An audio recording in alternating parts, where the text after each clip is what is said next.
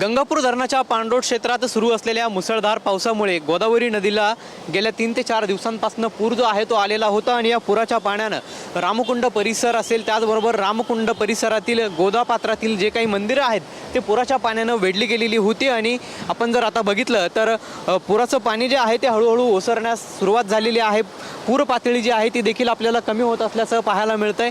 पुराचा मापदंड समजल्या जाणाऱ्या दुतोंड्या मारुतीच्या देखील आता कमरेपर्यंत पुराचं पाणी जे आहे ते आपल्याला या ठिकाणी आल्याचं बघायला मिळतंय।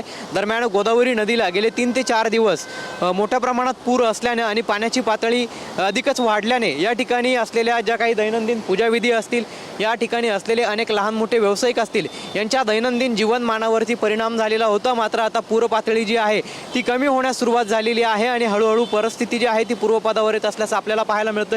आपण जर या ठिकाणी बघितलं तर गोदावरी नदीकाठ परिसरामध्ये आता पूजाविधीसाठी देखील भाविकांची गर्दी झालेली आहे। तर दुसरीकडे व्यावसायिक जे आहेत ते देखील आता आपली दुकाने जी आहेत ती हळूहळू सुरू करत असल्याचं पाहायला मिळतंय। मात्र आपण या ठिकाणी जर बघितलं दृश्यांमध्ये तर गोदावरी नदीला मोठ्या प्रमाणात पाणी जे आहे ते अद्यापही आपल्याला पाहायला मिळतंय।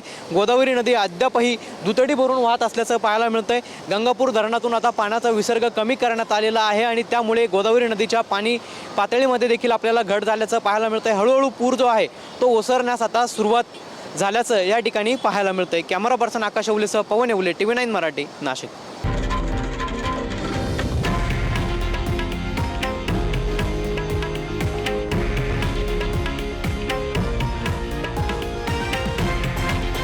हे आहे देशातील नंबर 1 न्यूज नेटवर्क आणि आपण पाहत आहात TV9 मराठी, एकमेव।